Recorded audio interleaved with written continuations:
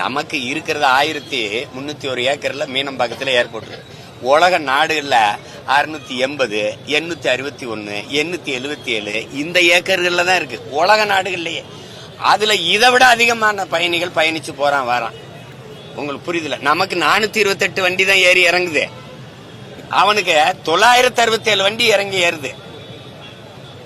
நம்மளை விட அவனுக்கு நம்மளோட நிலப்பரப்பு கம்மி.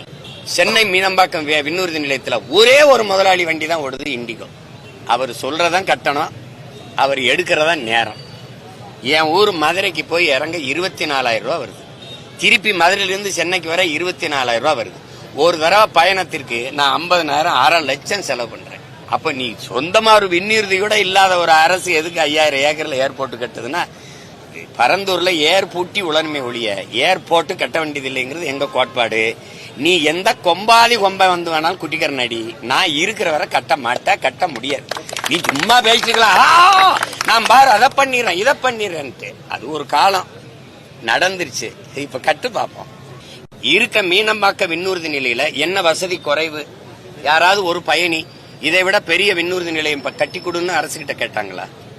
கோயம்பேடு பேருந்து நிலையத்துல வசதி குறைவா இருக்கு, இதை விட பெரிய பேருந்து நிலையம் கட்டி கொடுங்கன்னு கேட்டாங்களா? இங்க பாருங்கய்யா, கோயம்பேடு பேருந்து நிலையம் தேவை, மீனம்பாக்க விண்ணூர்தி நிலையம் தேவை, 4 வழி சாலை என்பது தேவை.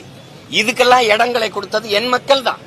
ஆனால் அதுபோக கிளாம்பாக்கத்துல 410 கோடியில, அங்க 450 கோடியில இந்த பேருந்து நிலையம், அங்க 1301 ஏக்கர்ல விண்ணூர்தி நிலையம் இருக்கும் போது, பறக்க விண்ணூர்தி இல்லாத போது, மறுபடியும் 5369 ஏக்கர் நான் விண்ணூர்தி கட்ட போறேன்னு சொல்றது அது தேவையில்லை, பேராசை.